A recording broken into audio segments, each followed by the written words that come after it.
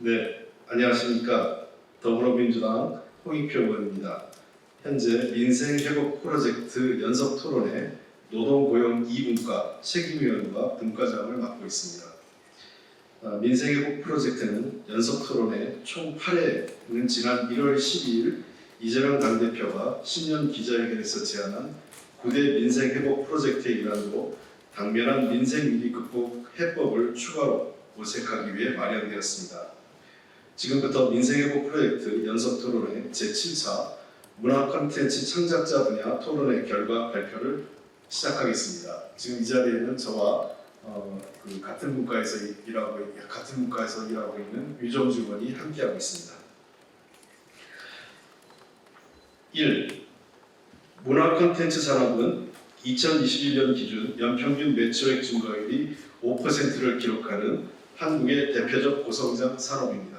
특히 한류는 이제 아시아를 넘어서서 전 세계의 드라마, 영화 등 다양한 콘텐츠를 통해 그 위상을 떨치고 있습니다. 청년들에게 문화 콘텐츠 분야는 창작자의 꿈을 실현할 선망의 산업이자 직업으로 삼고자 하는 꿈의 영역이 되고 있습니다. 실제로 청년 세대들이 영화, 게임, 방송, 웹툰, 음악 등 문화산업과 창작 분야에 뛰어들고 있습니다. 그러나 문화 콘텐츠 산업은 영세사업자의 비중이 매우 높고 제작업자와 유통업자 사이의 불균형이 심각해지고 있는 상황이 있습니다.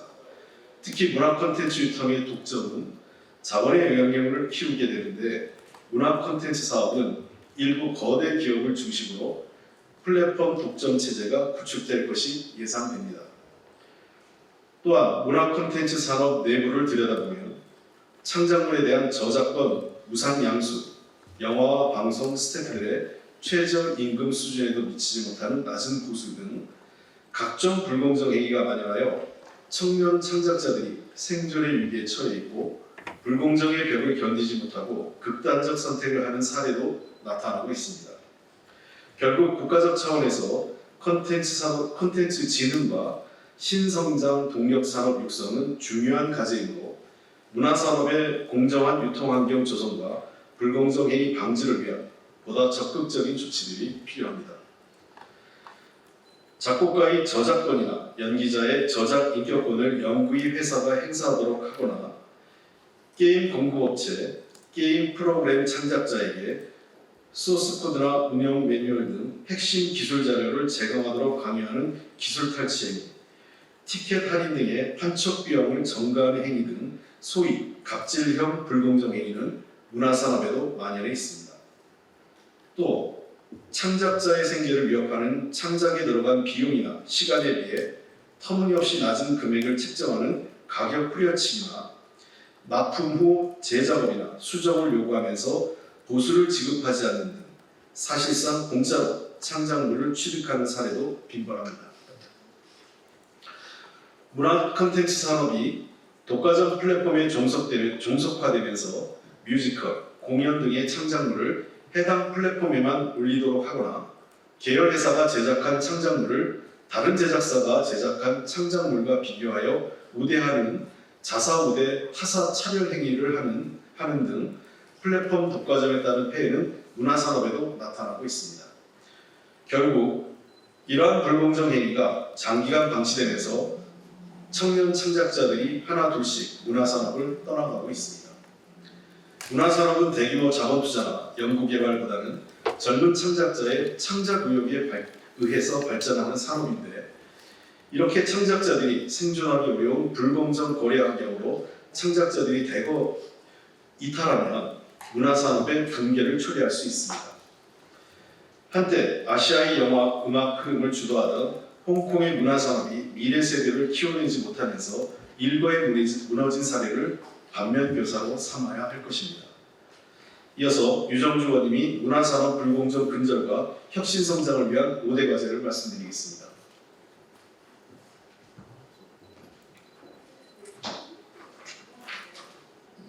네, 안녕하십니까. 더불어민주당 국회의원 유정주입니다.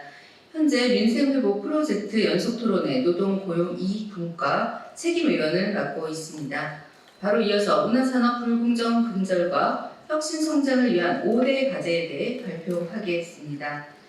국회 문체위를 통과한 문화산업의 공정한 유통환경 조성에 관한 법률안을 법사위와 본회의에서 조속히 처리하도록 견인해 나갈 것입니다. 예술인의 지위와 권리 보장에 관한 법률 제34조는 예술인의 권리 침해 행위가 불공정 행위에 해당하는 경우 문체부 장관이 공정거래위원회에 통보하여 공정위가 조사, 처분을 하도록 하고 있으나 문체부가 공정위에 통보한 사건은 2018년 단 한 건에 불과합니다. 현재 문화산업 내 대표적인 10대 불공정 행위에 대한 금지 규정을 두고 이를 위반한 사안에 대해서는 적극적으로 공정위에 통지하여 공정위의 전문적인 불공정 조사와 과징금 처분 등으로 대응하도록 하는 내용의 문화산업의 공정한 유통환경 조성에 관한 법률안이 국회 문체위를 통과하여 법사위에 회부된 상태입니다. 더불어민주당은 불공정 행위가 콘텐츠 창작자의 생존에 미치는 심각성과 이를 방치할 경우 문화산업 자체에 위기를 초래할 수 있다는 점을 명확히 인식하고 문화산업의 공정한 유통환경 조성에 관한 법률안을 조속히 처리하겠습니다. 공정거래위원회 내에 문화콘텐츠 거래 불공정 문제를 전문적으로 조사하는 문화콘텐츠과를 신설하고 공정거래위원회와 문화체육관광부 간의 불공정 문제를 다루는 협력 행정체계를 구축하도록 견인해 나갈 것입니다. 문화산업의 공정한 유통환경 조성의 법률안이 통과되고 문체부가 적극적인 행정으로 문화산업 10대 불공정 행위들을 조사하여 공정위에 보내더라도 공정위 내에 문화콘텐츠 거래의 불공정 문제를 다루는 전문적인 부서가 없으면 입법 목적은 실현되기 어렵습니다. 공정거래위원회 내에 문화콘텐츠과를 신설하여 문화산업 불공정 행위 조사를 하고 관련 전문성을 축적할 수 있도록 반드시 해야 합니다. 이를 바탕으로 공정위와 문체부가 협력하여 문화산업 불공정 감독 등의 사각지대를 해소하도록 할 것입니다. 문화산업 내에서도 산업의 플랫폼화는 빠르게 진전되고 있습니다. 카카오, 네이버 등의 시장 지배자 플랫폼은 문화산업 기업들을 인수해서 계열화하는 방식으로 빠르게 산업을 잠식해 가고 있습니다. 창작자들은 플랫폼 기업이나 그 계열 기획사가 정하는 거래 조건에 따라 문화 창작물들의 소비자에게 유통하고 있습니다.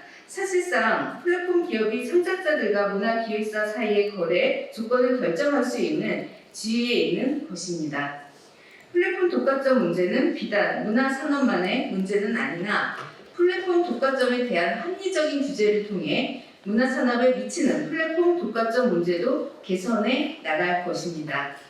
영화와 방송, 웹툰 등 지역의 문화산업 육성을 위해 뛰고 있는 지방자치단체에도 문화산업 불공정 행위 조사와 분쟁 조정에 관한 행정 권한을 부여하는 근거를 마련할 것입니다.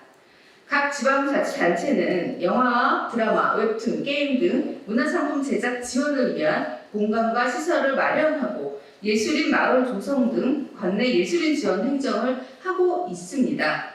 특히 문화 콘텐츠 거래에서 발생하는 불공정 문제는 지역 문화산업에서 발생하는 부가가치를 중앙의 문화산업 대기업이나 플랫폼 대기업들이 뽑아가는 것이어서 경기도 콘텐츠 공정거래 상담센터와 같이 문화산업 불공정 실태조사와 분쟁 조사에 적극 나서고 있습니다.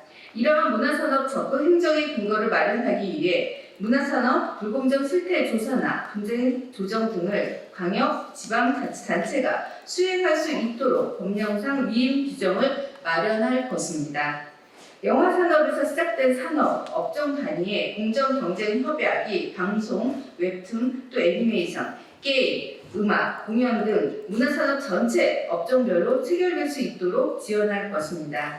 공정거래법은 산업별로 공정경쟁협약을 통해 산업 내 종사자들 사이의 다양하고 복잡한 거래 관계에 관한 집단적 공정거래의 근거를 마련할 수 있도록 하고 있습니다.